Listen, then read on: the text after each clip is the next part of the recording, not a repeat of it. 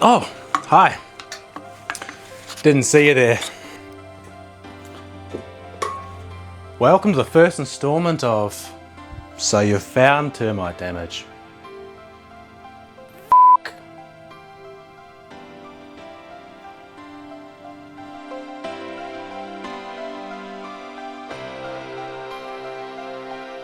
Step 1. Take the next 15 minutes just to have a cry.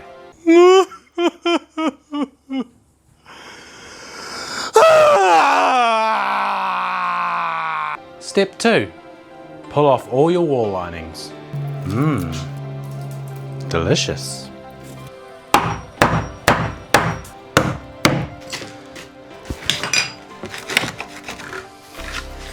Don't forget to keep up your fluids. Oh yeah. Be sure to break or split every single board so they can't go back on.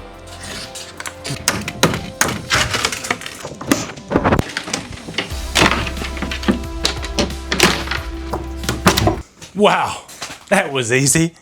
I barely even broke a sweat. Now, check to see if the wall's holding anything up. I'm sure it's fine.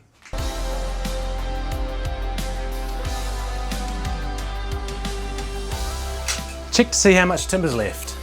Can I go home today without doing anything to this wall? We've got 1 good stud, 2 good studs,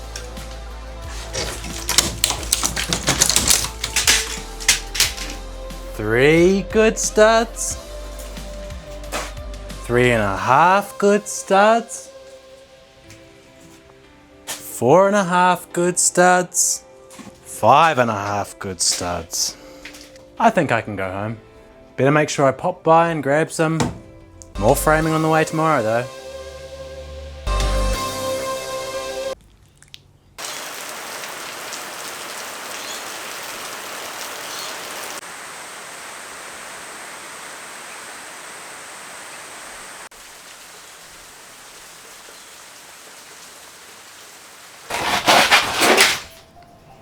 Welcome to part 2 of termite damage? Well, you're really f***ed now. No, I'm not gonna do that again. Alex would murder me if she had to edit a whole video like that, so it's just back to normal. Boring old normal. I'll start by cleaning this up, get a full idea of what I need to go and buy to replace it. I'll try and get rid of that today too. I've got to pull out all these nails from the other side.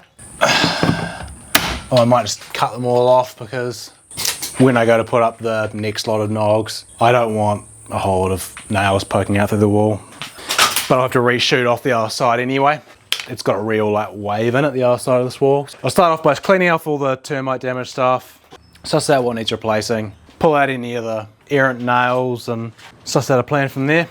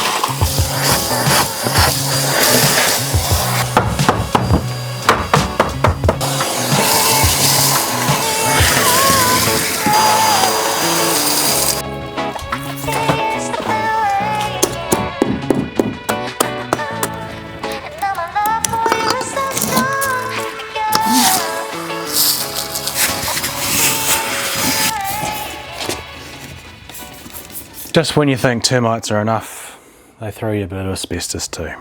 So this used to be a carport, and then they've put fibre cement against the framing as boxing and to like separate the concrete from the timber framing, and they've poured the concrete into that. And so I just sprayed it with a bit of PVA and water just to seal it all.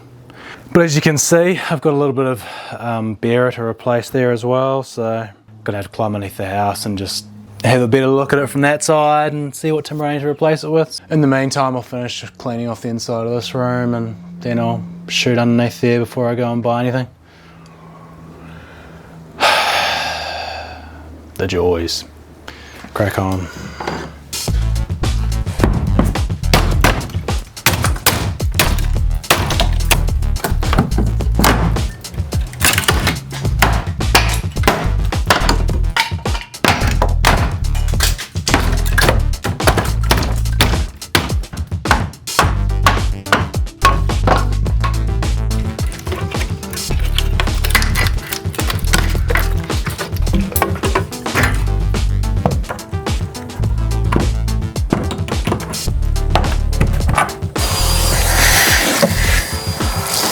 Alright, let's go and have a look underneath the floor, alright?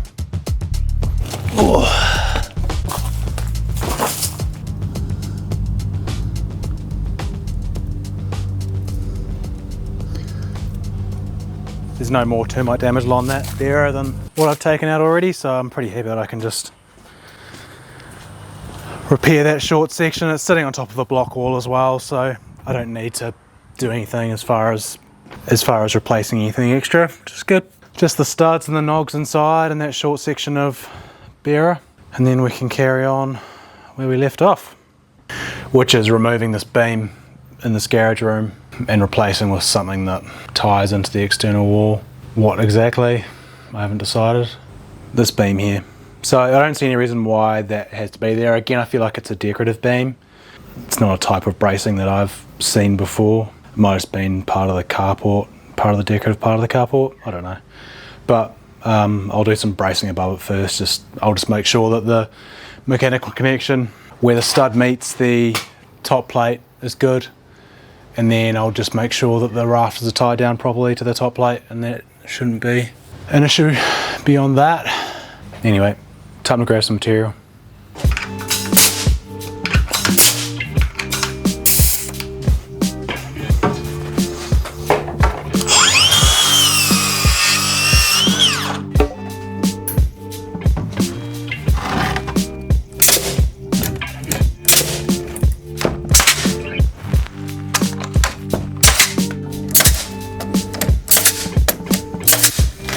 So you may or may not have noticed I've got this habit of looking at the screen rather than the lens. And at this distance it's not so bad. When I'm a bit closer it's a bit more obvious.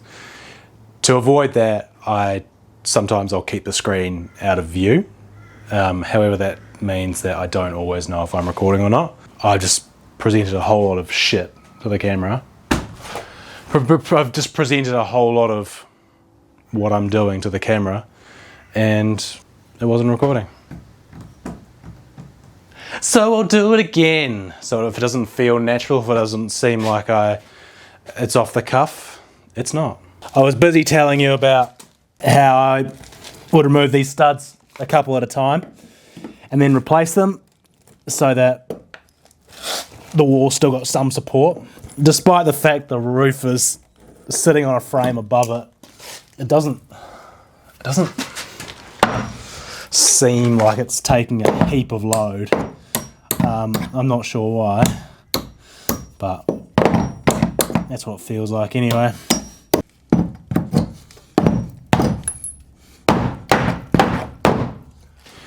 Alright, well, before I realised that the camera wasn't on, I just gone through the second time explaining the fact that, so these studs have been checked out into the top and bottom plate, which is pretty typical for anything, I don't know, 70s back, early 80s back maybe.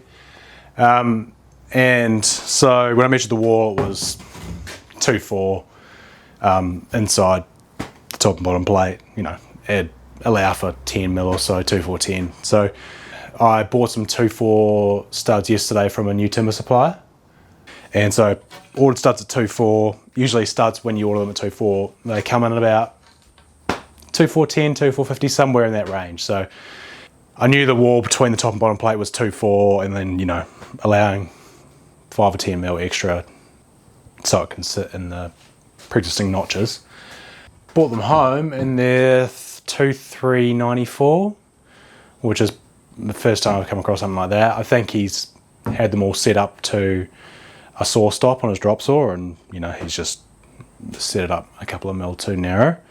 But it means that when I whack it in the notch, it's about 6 or 7 mil short. To allow for that, I'm just going to jump it to the side or jump it. So in this scenario, I'm going to put it here so it's underneath a jack stud that's holding up the roof. And I'll put another one here so the wall's sitting on top of a joist, and then I'll just whack one, so I'm probably centre in between those two. Probably wasn't even worth towing the third time. Most studs will be a different height in this wall, so I'm doing something like this. Rather than measuring it, usually I just offer it in like that and put a mark on the side of it.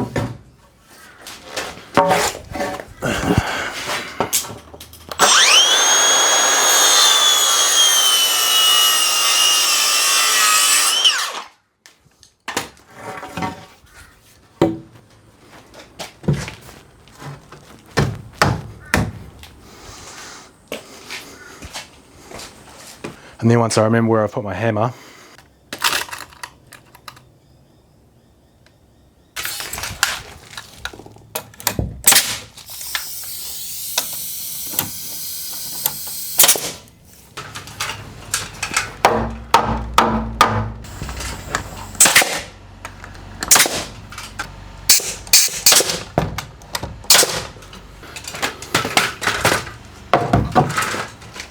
well, the one thing I will say about timber is that one end's square, pre-squared, which you don't get anymore from most timber merchants. So it means that you don't need to square up both ends, which is nice.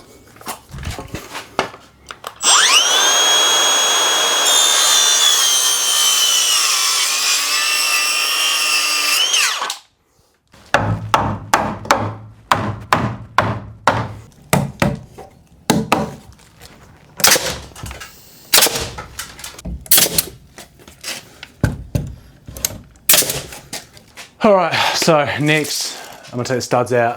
I'll take the beam off first. But what I am going to do is I'm going to measure the top and the bottom of the stud underneath this beam and see if there's any deflection once I take the beam off. I don't think there's going to be, but it'll be interesting to know, because there might have been a reason that it went in, maybe despite the fact that all the trusses and stuff were installed, maybe the wall was leaning out slightly. So I'll measure top and bottom, take the beam off, check it again, and that'll indicate if I need to do anything more dramatic as far as bracing that external wall to the inside.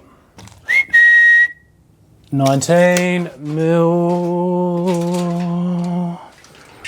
10 mil. So the wall's leaning in anyway. All right, let's undo these bolts. Smart money's on that side first because it's not sitting on anything, but this is sitting on stuff.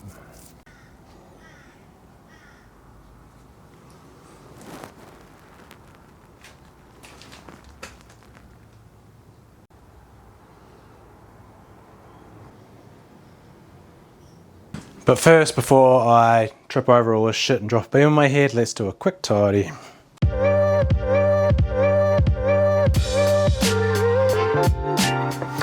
I'm sure I've said this before, but I may not have. They say that carpentry is like 70% material handling, and on some days it feels like that more than others.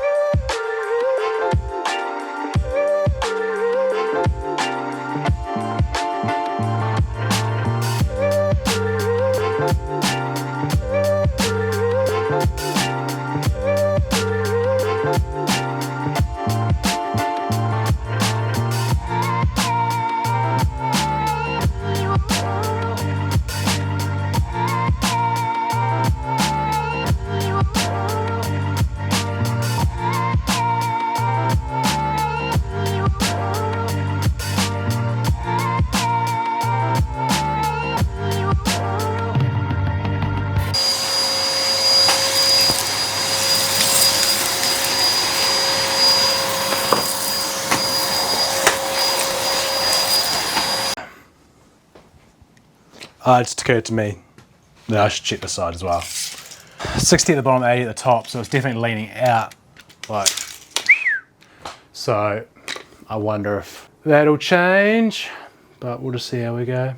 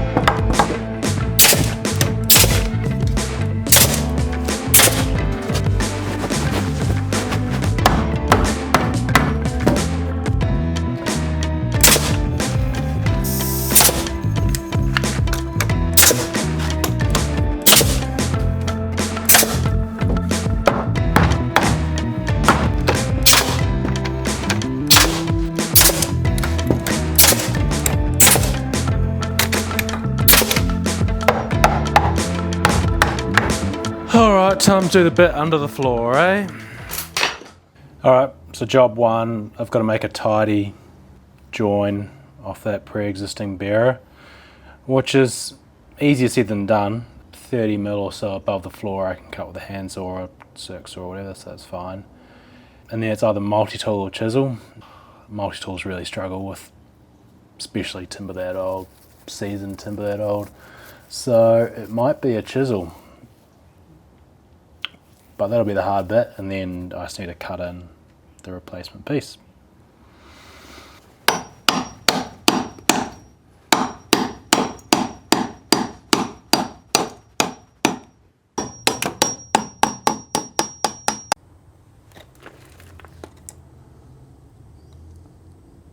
I won't fit this today because I don't have any DPC on me, and I want to put some over the blockwork and pier there. So what I will do though is I will shoot off this wall. It's interesting, like from the other side there's a significant wave down it, so it's going to be pretty cool to stick it all back hard and see that wave go.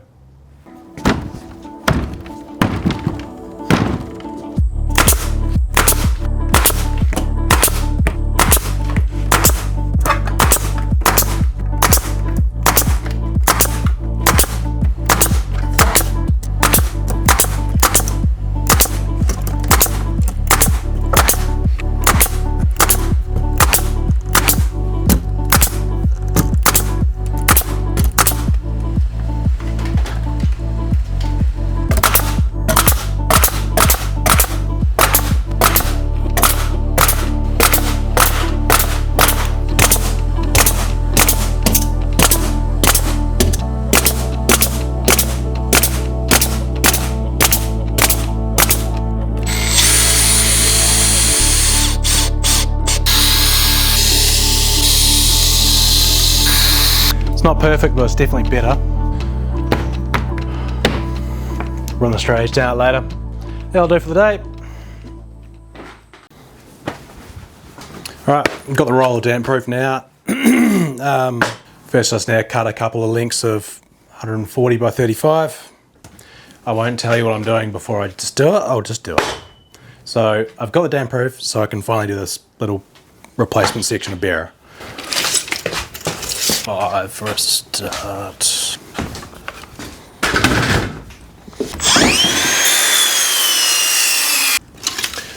So it's got to fit underneath the joist that's running this way. So timber's 140, but the gap's 125. So it's easier to rip down a timber when it's in one piece rather than cutting it to size and ripping it down, because your guide can run off the end and blah blah blah. Like it's not difficult, but it's just easier to do it this way. So I'll rip this full length down to 125 and then I'll double it up.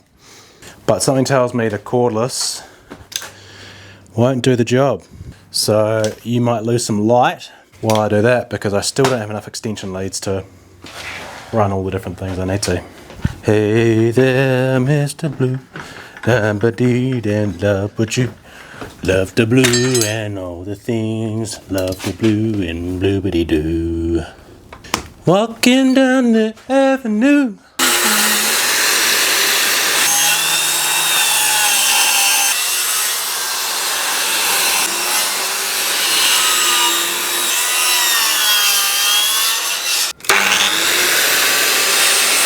Mr. Blue Sky, please tell us why you had to hide away for so long. So long, Mr. Blue and doo.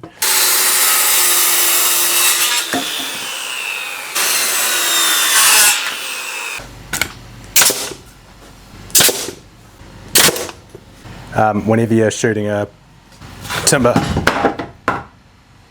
whenever you're shooting one of these together, rather than shooting nails straight, for one, the nails are too long for the timber. Two, it's easy to separate timber like that, but if you do it on a 45-degree angle in opposite directions, you still get some penetration through, but much less. And then it's not coming apart.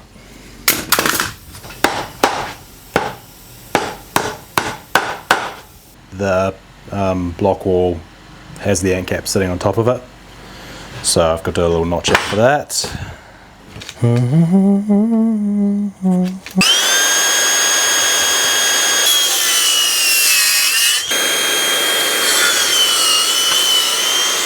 Alright, let's go onto the floor and see if it fits, eh?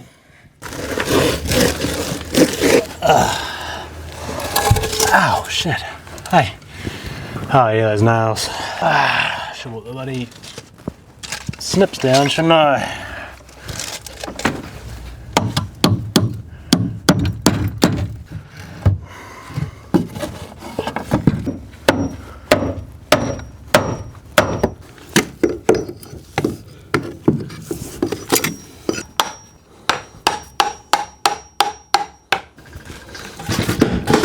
Why do I keep doing that?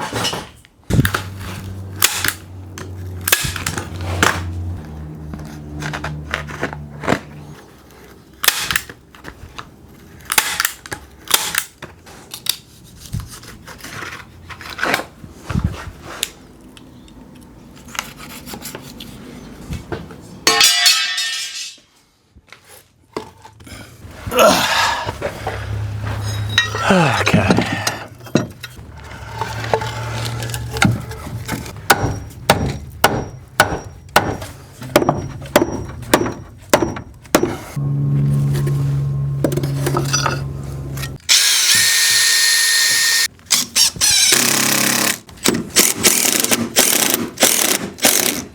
That concludes our 72-part series on termite damage. It's not so bad. Now I've got to do installation again.